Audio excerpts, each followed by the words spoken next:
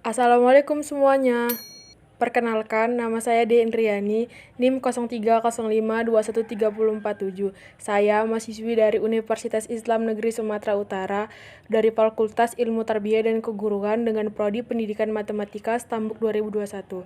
Pada video kali ini, saya akan memaparkan materi yang merupakan basic dari bidang IT, yaitu algoritma pemrograman yang merupakan materi dari mata kuliah algoritma pemrograman dengan dosen pengampu Bapak Yafizam MCS.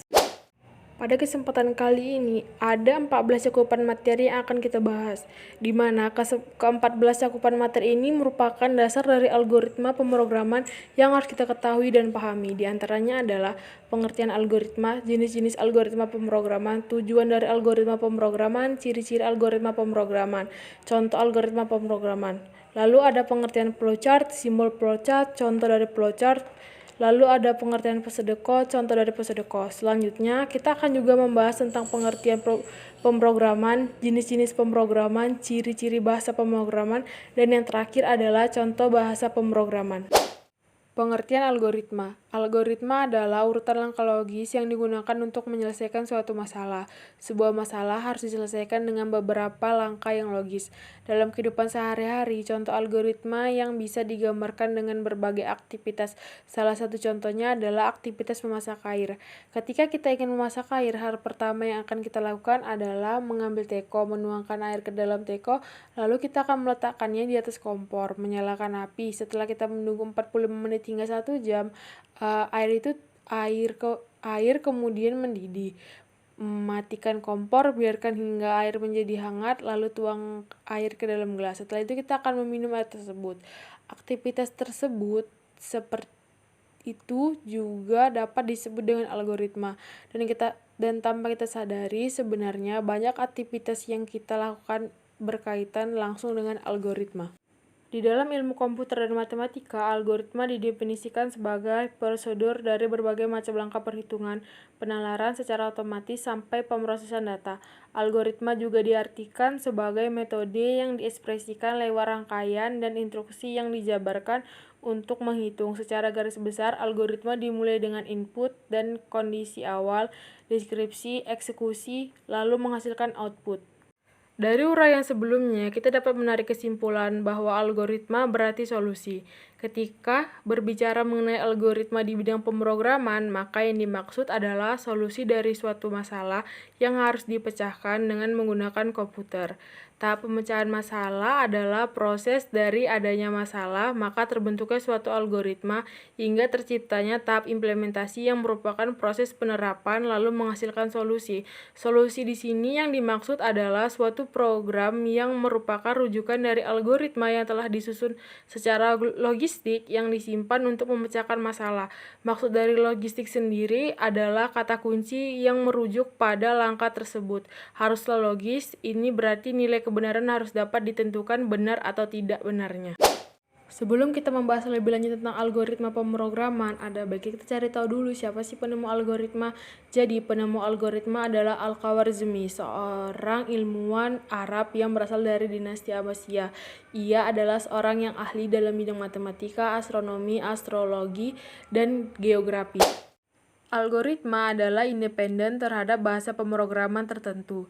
Artinya, algoritma yang telah dibuat tidak boleh hanya dapat diterapkan pada bahasa pemrograman tertentu. Penulisan algoritma juga tidak terikat pada suatu aturan tertentu, tetapi harus jelas maksudnya untuk tiap langkah algoritmanya. Namun, pada dasarnya algoritma dibagi menjadi beberapa jenis berdasarkan penulisannya. Yang pertama itu ada jenis algoritma narasi. Pada jenis ini, algoritma yang dituliskan dalam bahasa manusia sehari-hari, seperti bahasa yang sering kita gunakan dalam kehidupan sehari-hari. Kedua itu ada algoritma Pseudocode. Pada algoritma ini merupakan imitasi kode dalam bahasa komputer. Yang ketiga ada flowchart. Algoritma flowchart merupakan tahap pemecahan masalah yang menggunakan teks.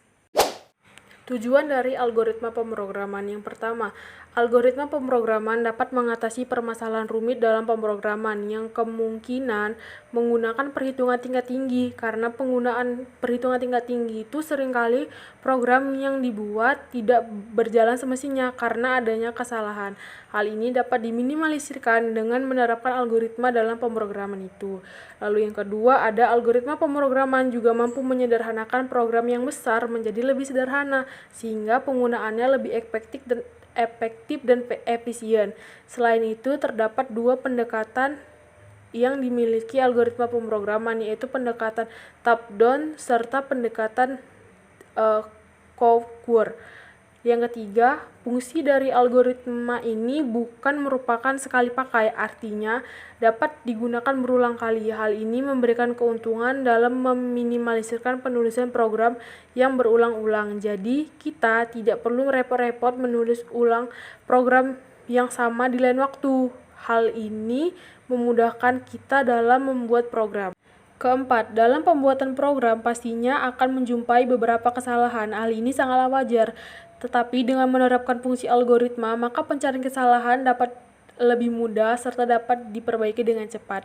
Kelima, adanya alur yang jelas yang dimiliki oleh algoritma pemrograman dapat dengan mudah mencari kesalahan. Jika terjadi kesalahan karena program sudah tertata atau tersusun dengan rapi sehingga memudahkan kita dalam pencarian dan menemukan kesalahan yang terjadi pada program di dalam perangkat komputer yang kita miliki. Ciri-ciri dari algoritma pemrograman. Yang pertama, algoritma harus berhenti menghitung jumlah langkah terbatas. Maksudnya adalah ketika kita mengimplementasikan kekodingan ataupun program algoritma untuk berulang kali, program tersebut harus berhenti. Misalnya tidak berhenti berarti telah menyalahi aturan-aturan di dalam algoritma. Yang kedua, setiap langkah harus didefinisikan dengan tepat dan tidak berarti dua atau ambigu. Yang ketiga, algoritma memiliki 0 atau lebih masukan, disebut dengan input. Yang keempat, algoritma memiliki nilai 0 atau lebih keluaran, disebut dengan output. Yang kelima, algoritma harus sangkil atau efektif. Setiap langkah harus sederhana sehingga dapat dikerjakan dalam waktu yang masuk akal. Contoh dari algoritma pemrograman. Contoh yang saya buat ini termasuk pada jenis algoritma deskripsi. Jadi di sini pemrogramannya itu ada pada read, artinya kita membaca terlebih dahulu karena kan tahapan di dalam algoritma itu seperti input, proses, lalu keluaran. Di sini read itu termasuk input, nama, dan nilai mahasiswa. Setelah masuk ke input, langsung masuk proses. Prosesnya itu jika nilainya lebih dari sama dengan 60, maka lulus. Tetapi jika kurang dari 60, maka tidak lulus. Setelah diproses, maka keluarlah outputnya. Word, nama, dan keterangan merupakan keterangan jika lulus atau tidak lulusnya. Selanjutnya, pengertian flowchart. Flowchart digambarkan sebagai tahap-tahap penyelesaian masalah dengan menggunakan kata atau teks. Kelemahan cara ini adalah dalam penyusunannya sangat dipengaruhi oleh tata bahasa pembuatnya, sehingga kadang-kadang orang lain tidak dapat memahaminya. Oleh sebab itu, kemudian dikembangkan metode yang menggambarkan tahap-tahap pemecahan masalah dengan mempresentasikan simbol-simbol tertentu yang mudah dipahami, mudah digunakan, dan standar. Salah satu penulisan simbol tersebut adalah dengan menggunakan flowchart. Berikut ini merupakan simbol-simbol dari flowchart beserta kegunaannya yang biasanya digunakan dalam pemrograman yang juga menjadi pedoman bagi seorang programmer.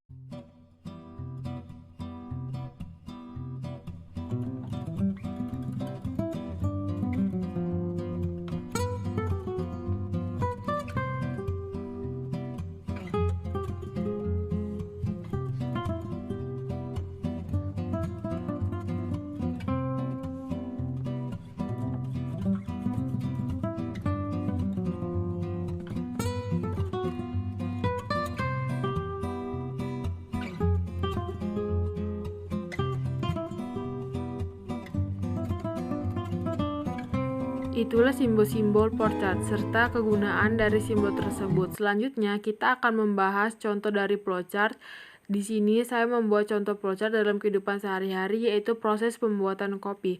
Pada instruksi pertama, mulai menggunakan terminator simbol, yaitu simbol yang digunakan untuk menggambarkan permulaan atau akhir dari suatu kegiatan. Lalu pada instruksi kedua menggunakan processing simbol, yaitu simbol yang menunjukkan pengolahan yang dilakukan oleh komputer. Pada instruksi ini, pelaku dari kegiatan bukanlah komputer, tetapi manusia. Walaupun begitu, simbol tersebut tetap dapat digunakan.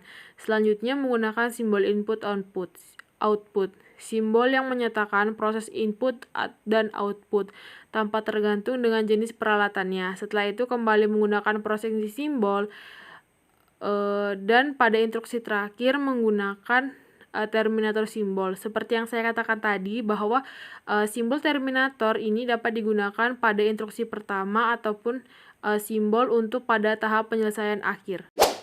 Selanjutnya kita akan membahas sedekot. Sedekot ini terdiri atas dua kata, yaitu sedu dan kode. Sedu berarti imitasi dan kode berarti kode yang dihubungkan dengan instruksi yang ditulis dalam bahasa komputer atau kode bahasa pemrograman. Apabila diterjemahkan secara umum, maka sedekot berarti tiruan atau imitasi dari kode bahasa pemrograman. Pada dasarnya, sedekot merupakan suatu bahasa yang memungkinkan programmer untuk berpikir terhadap permasalahan yang harus dipecahkan tanpa harus memikirkan sintak dari bahasa pemrograman tertentu. Sebenarnya tidak ada aturan penulisan sintak di dalam sedekot. Jadi, sedekot digunakan untuk menggambarkan logika urutan-urutan dari program tanpa memandang bagaimana bahasa pemrogramannya. Walaupun demikian, penulis sintak diharapkan menggunakan sintak yang cukup sederhana agar pembaca dapat lebih mudah di dalam mempelajari algoritma-algoritma. Contoh dari pesedeko, perhatikan, algoritma menentukan terbesar dari 3 bilangan. Pada deklarasi ABC terbesar integer itu merupakan bagian dari input, lalu deskripsi itu merupakan bagian proses karena dia ada read, membaca. Lalu yang terakhir endip itu merupakan keluaran atau outputnya. Baik, saya akan menjelaskan cara pengerjaan dari contoh sedekot. Algoritma menentukan bilangan terbesar dari 3 bilangan. Pertama, yang harus kita lakukan adalah meminta input 3 bilangan dari user, misalkan bilangan A, B, dan C. Apabila bilangan A lebih besar daripada B maupun C, maka bilangan A merupakan bilangan terbesar. Jika tidak, bilangan A tidak lebih besar daripada B atau C, berarti bilangan A sudah pasti bukan bilangan terbesar. Kemungkinan tinggal B atau C. Apabila B lebih besar daripada C, maka B merupakan bilangan terbesar.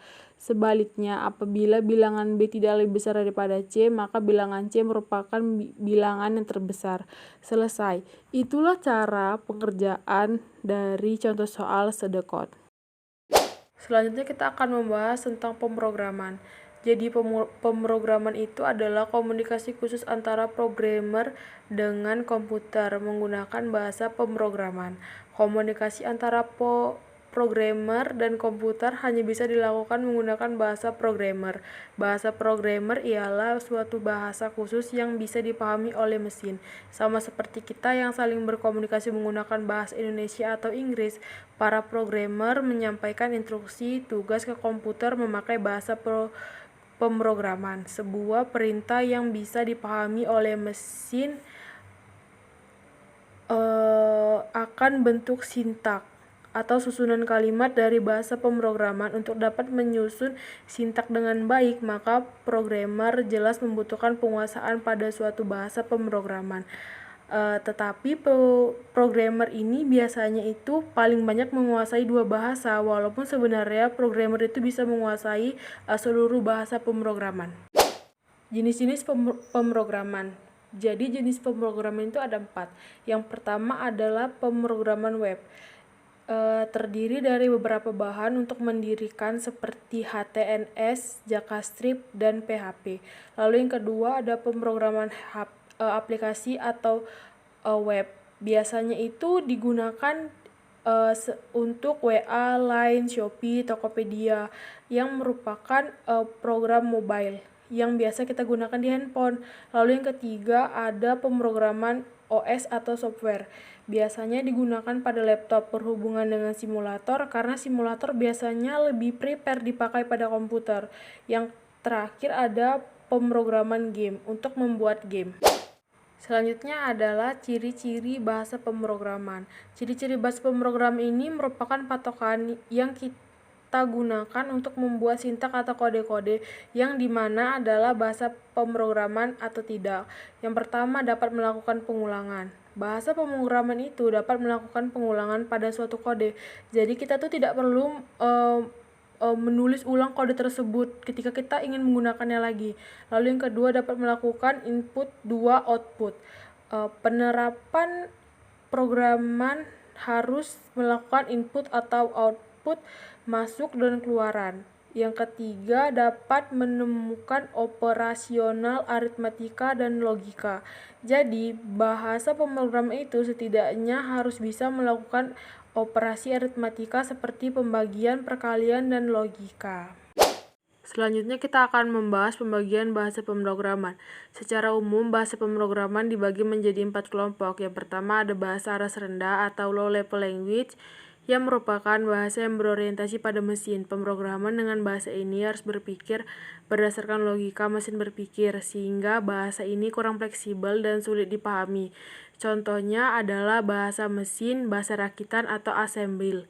Yang kedua ada bahasa aras menengah atau middle level language yang merupakan bahasa pemrograman yang menggunakan aturan-aturan gramatikal dalam penulisan ekspresi atau pernyataan dengan standar yang mudah dipahami manusia serta memiliki instruksi-instruksi tertentu yang langsung bisa diakses oleh komputer. Contohnya adalah bahasa C. Yang ketiga ada bahasa aras tinggi atau high level language yang merupakan bahasa pemrograman yang menggunakan aturan-aturan gramatikal dalam penulisan ekspresi atau pernyataan dengan standar bahasa yang langsung dapat dipahami oleh manusia, contohnya bahasa Pascal dan Basil. Yang keempat, ada bahasa berorientasi objek atau object oriented programming. Dengan bahasa berorientasi objek, kita tidak perlu menulis secara detail semua pernyataan dan ekspresi seperti bahasa aras tinggi, melainkan cukup dengan memasukkan kriteria-kriteria yang dikehendaki. Contohnya DLP, Visual Basic, dan C++. Lalu ada contoh dari bahasa pemrograman. Di sini ada beberapa bahasa pemrograman yang sangat populer. Di antaranya ada Swift, SC, bahasa C++, bahasa C++, Java, bahasa R, bahasa IN, bahasa PHP, bahasa JavaScript, dan lainnya. Selanjutnya ada jenis-jenis penerjemahan pemrograman.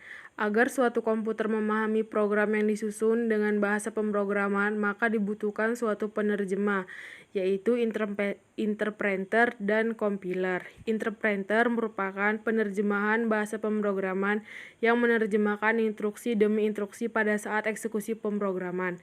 Sedangkan compiler merupakan penerjemahan bahasa pemrograman yang menerjemahkan instruksi-instruksi dalam satu kesatuan modul ke dalam bahasa mesin atau objek program. Selanjutnya kita akan membahas urutan penyelesaian masalah dalam pemrograman.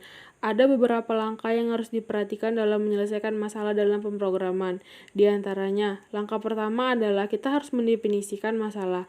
Ada beberapa hal yang harus diketahui dalam analisis masalah agar kita mengetahui bagaimana masalah tersebut. Seperti, kita harus tahu bagaimana kondisi awal, yaitu input yang disediakan, kondisi akhir output yang diinginkan, data lain yang tersedia, operator yang tersedia, serta syarat atau kendala yang harus dipenuhi. Yang kedua ada buat algoritma dan struktur cara penyelesaiannya.